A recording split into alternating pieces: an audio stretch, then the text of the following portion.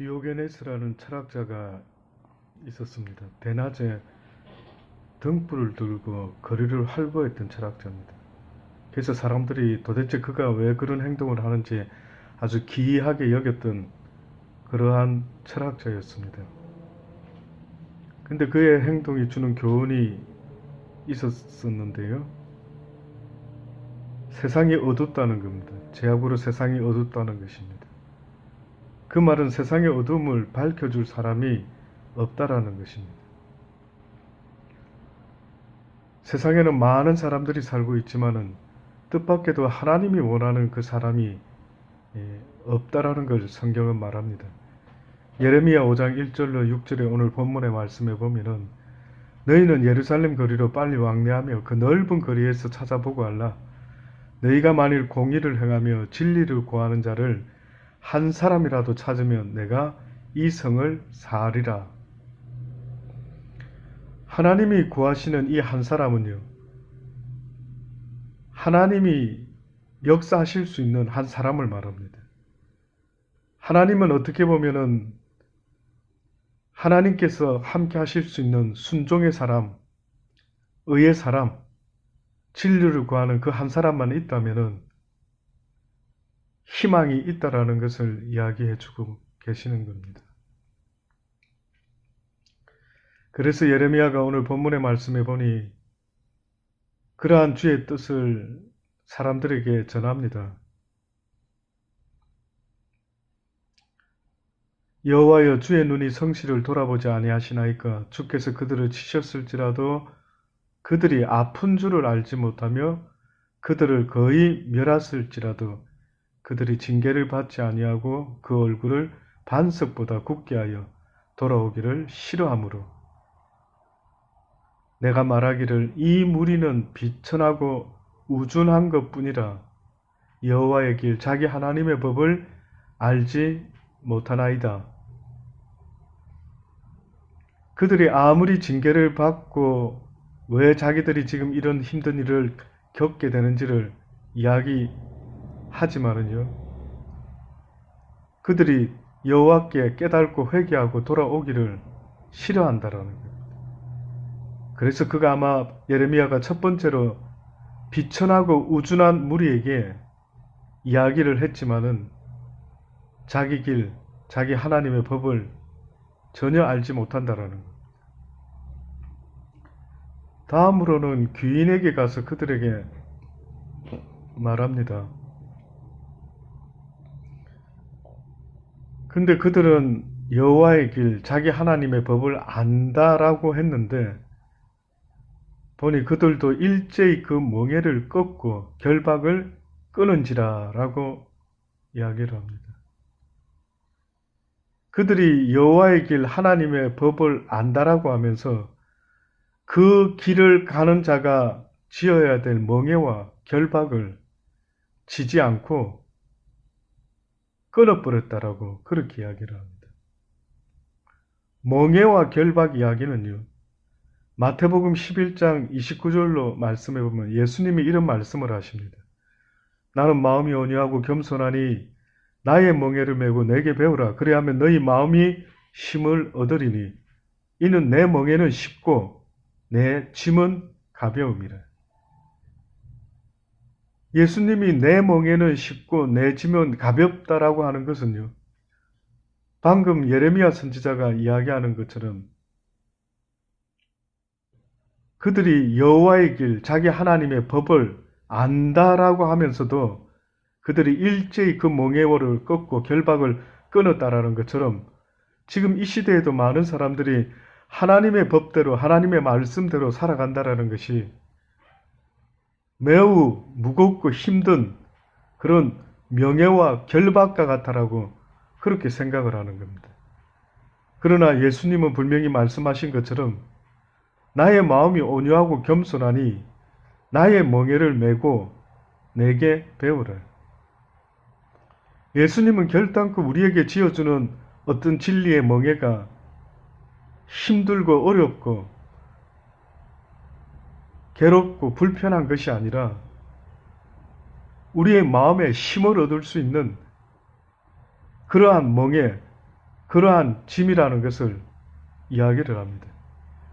결국 이 땅에서 아무리 그 무엇으로도 심령의 평화를 구한다 할지라도요, 그 누구도 하나님이 주실 수 있는 그 유일한 평화는 얻을 수가 없다라고 성경은 알려주고 있습니다. 그래서 오직 세상에서 그 어떤 것으로도 많은 것을 얻을 수 있을지 몰라도, 그러나 오직 얻지 못하는 유일한 것이 있다면 그것은 바로 하나님의 말씀을 지는 이들에게 하나님이 주시는 평안이라는 것, 이거는 그 무엇으로도 얻을 길이 없는 겁니다. 그래서 많은 사람들이 지금도 이 세상에서 하나님의 평안을 구하지만 그건 아무나 얻을 수 있는 것이 아니라 하나님의 말씀을 지는 자들, 하나님의 말씀의 멍에와 결박을 지는 자들에게만 허락된다라는 것을 알아야 합니다. 그래서 이 하나님의 말씀을 지고 순종하며 살아갈 수 있는 사람 한 사람을 찾고 또 찾으시지만 아무도 없었다라는 겁니다.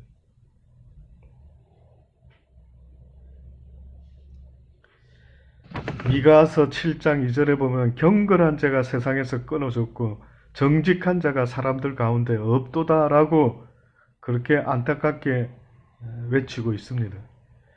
전도서 7장 20절에도 보면은요, 선을 행하고 죄를 범치 아니하는 의인은 세상에 아주 없느니라.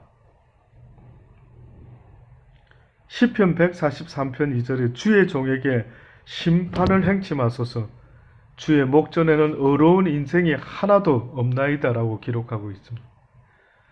뿐만 아니라 로마서 3장 10절 12절에 기록한 바 의인은 없나니 하나도 없으며 깨닫는 자도 없고 하나님을 찾는 자도 없고 다 치우쳐서 한 가지로 무익하게 되고 선을 행하는 자가 없나니 하나도 없다라고 기록하고 있습니다.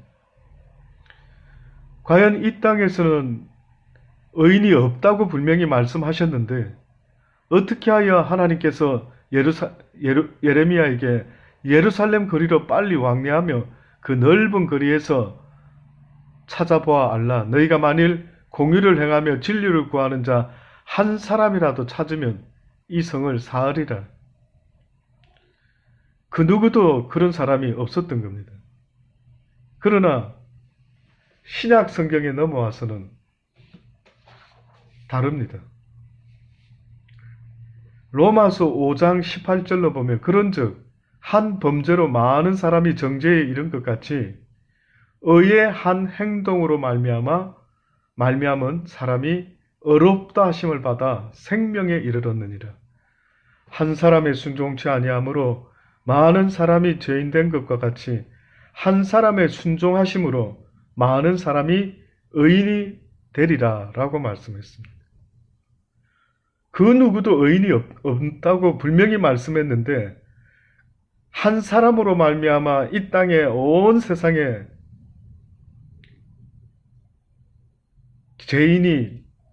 의인이 없는 죄인의 세상이 되고 말았는데, 그런데 한 사람의 순종함으로 말미암아 많은 사람이 의인이 된다라고 지금 그렇게 말씀하고 있는 겁니다. 우리에게는 희망이 없었지만은요, 그러나 예수 그리스도의 순종하심으로 말미암아 이제는 하나님이 찾으시는 그 한 사람의 의인이 생길 수가 있다라는 걸 말씀하고 있습니다. 바로 그 한 사람, 시편에는요, 시편 16편 3절에는 땅에 있는 성도는 종교한 자니라는 표현이 있는데 이것이 바로 그 한 사람, 성도를 말합니다. 의인을 말합니다. 여기서 말하는 성도라는 히브리 말로는 카도시, 곧 구별된 자라라는 뜻입니다. 세상과 구별된 그 한 사람을 찾고 계시는 겁니다. 그 한 사람을 통해서 하나님께서 하시고자 하는 역사가 있는 겁니다. 그 한 사람이요, 결국은 모든 사람을 구원할 수 있는 소망의 빛이 될 수 있기 때문에 그렇습니다. 그래서 마태복음 5장에는 이렇게까지 말씀합니다. 너희는 세상의 소금이니 소금이 만일 그 맛을 잃으면 무엇으로 짜게 하리요? 후에는 아무 쓸데없어 다만 밖에 버리어 사람에게 밟힐 뿐이니라. 너희는 세상의 빛이라 산 위에 있는 동네가 숨기지 못할 것이요. 사람이 등불을 켜서 말 아래 두지 아니하고 등경 위에 두나니 그러므로 집안 모든 사람에게 비치느니라.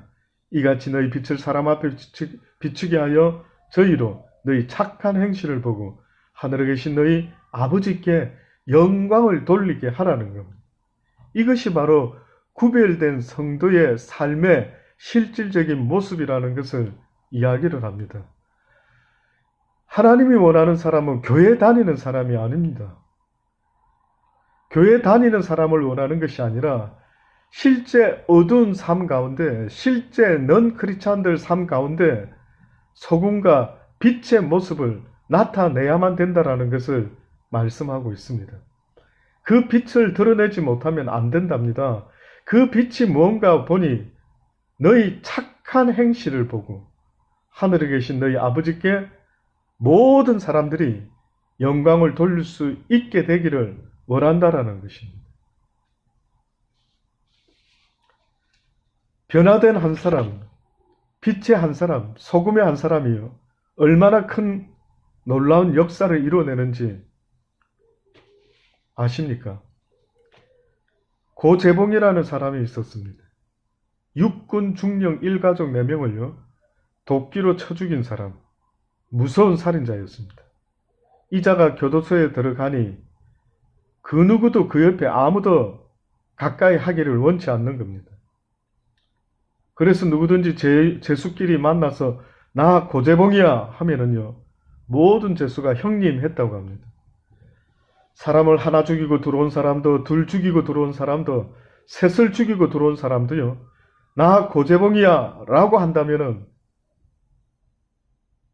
무조건 형님 하고 고개를 숙였답니다. 그런데 어느 날 소포 하나가 고재봉에게 왔습니다. 열어보니 성경이 들어있는 겁니다. 그는 재수 없다라고 생각하고 성경을 던집니다. 그러나 문득 화장실 휴지로 쓰면 좋겠다라는 생각이 들었답니다. 그래서 그걸 뜯어가지고 화장실에 가서 무슨 내용이 쓰여있나 앉아서 좀 보다 보니까요. 그의 마음속에 복음이 들어오게 됩니다. 그래서 그는 감방 안에 있던 이인수 대령이라는 사람에게 이렇게 말합니다. 대령님, 나 같은 사람도 하나님이 받아줄까요? 이 말을 들은 이인수 대령이요. 혹시 말 한마디 잘못했다가 무슨 트집 잡힐까봐 아무 말도 못하고 그냥 그렇게 지켜만 보게 됩니다. 근데 보니까 이 고재봉의 태도가 많이 달라진 것을 느꼈답니다. 그래서 그가 형목에게 연락을 합니다. 목사님, 고재봉이라는 사람의 신상에 무슨 변화가 생긴 것 같습니다. 와서 확인 좀 해 주시죠.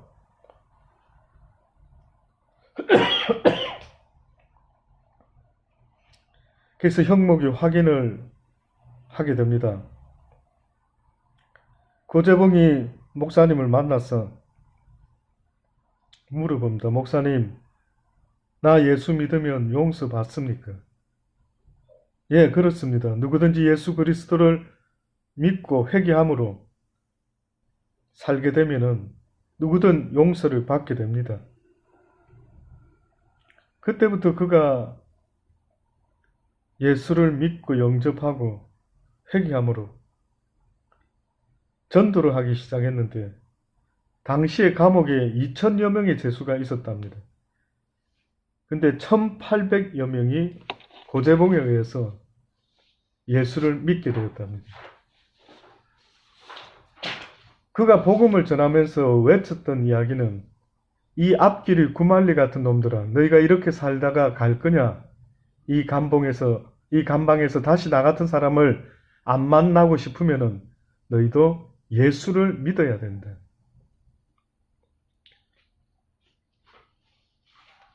많은 죄수들이 고재병에게 예수 믿겠다고 손들고 찬양을 하는데요. 나 같은 죄인이 용서함 받아서 주 앞에 옳다함 얻음은 내 공로 아니라 어린 양 예수의 그 피로 속죄함을 받았네. 이러한 찬송을 부르게 되었답니다. 그는 사형 선고를 받기 직전에 이러한 말을 합니다. 내가 좀 더 일찍이 하나님을 알았다면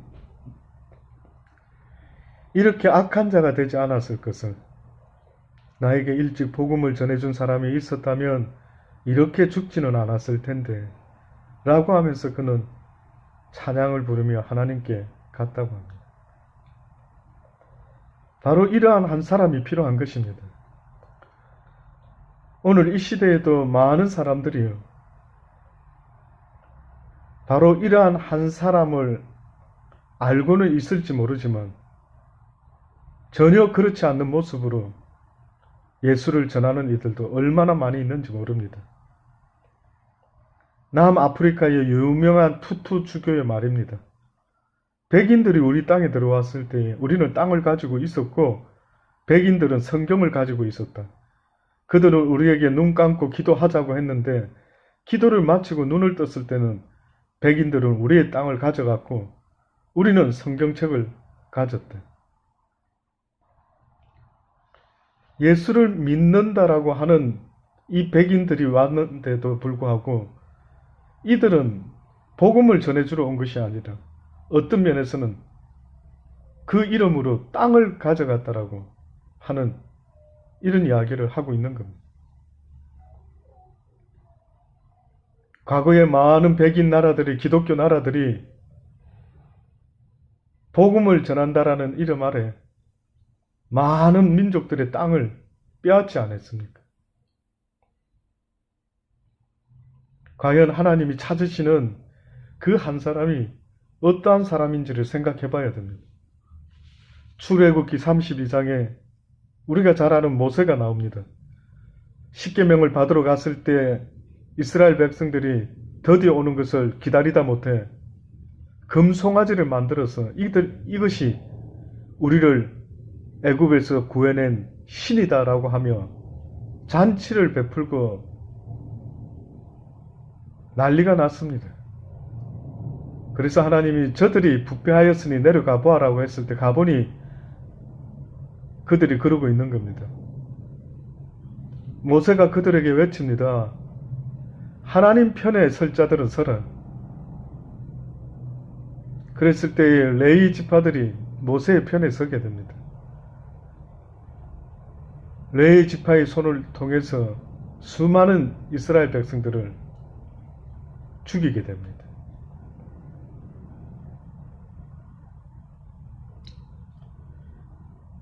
이러한 이스라엘 백성 때문에 그 다음날 모세는 다시 하나님 앞에 서게 됩니다. 이튿날 모세가 백성에게 이르되 너희가 큰 죄를 범하였도다. 내가 여호와께로 올라가노니 혹 너희의 죄를 속할까 하노라. 여호와께로 다시 나아가 여짜오되 슬프도소이다. 이 백성이 자기들을 위하여 금신을 만들어 싸우니 큰 죄를 범하였나이다. 그러나 하나님 합의하시면 이제 그들의 죄를 사하여 주옵소서. 그렇지 않사오면 원컨대 주의 거룩하신 책에서 내 이름을 지워버려 주옵소서. 여호와께서 모세에게 이르시되 누구든지 내게 범죄하면 그는 내가 내 책에서 지워버리리라. 이제 가서 내게 말한 곳으로 백성을 인도하라. 내 사자가 내 앞서 가리라. 그러나 내가 보응할 날에는 그들의 죄를 보응하리라. 여호와께서 백성을 치시니 이는 그들이 아론에 만든 바 그 송아지를 만들었음이더라. 모세는 이스라엘 백성을 위하여 자기 생명을 넣어놨습니다. 내 생명을 주님의 생명책에서 제하여 버릴지라도 이 백성을 용서해달라는 것을 하나님께 간구를 합니다. 이 한 사람 때문에 하나님께서는 생각을 바꾸십니다.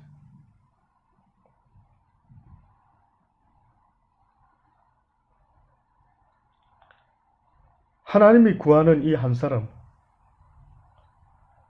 신약 성경에도 바울이라는 사람이 있습니다. 로마서 9장 1절로 2절에 보면은 내가 그리스도 안에서 참말을 하고 거짓말을 아니하노라.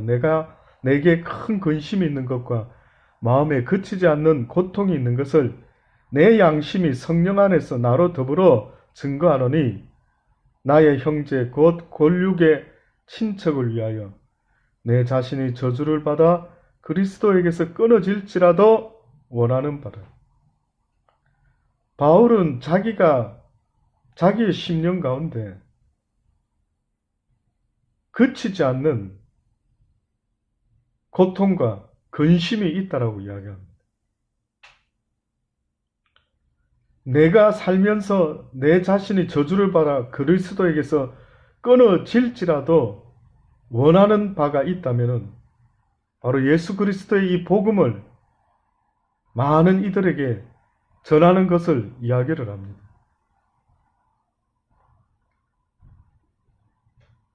생명을 키우는 것은 생명이 대신하는 겁니다. 한 생명을 탄생시키기 위해서 혹은 많은 생명을 탄생시키기 위해서는요, 한 생명의 희생이 없이는 되지 않는 것을 말씀합니다. 그래서 성경은 한 알의 씨앗이 땅에 떨어져 죽지 아니하면 한 알 그대로 있지만 죽으면 많은 열매를 맺게 될 것이다 라고 말씀합니다. 오늘 우리 시대에도 그 한 사람이 바로 저와 여러분이 되기를 바랍니다. 많은 시대마다 그 한 사람들 때문에 오늘날까지 하나님의 역사는 이루어져 가고 있는 것입니다.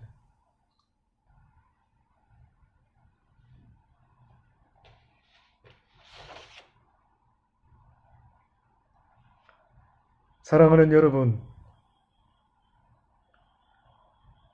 하나님이 함께 하실 수 있고 역사하실 수 있는 그 한 사람이 바로 저와 여러분이 되실 수 있게 되기를 간절히 주의 이름으로 축원합니다.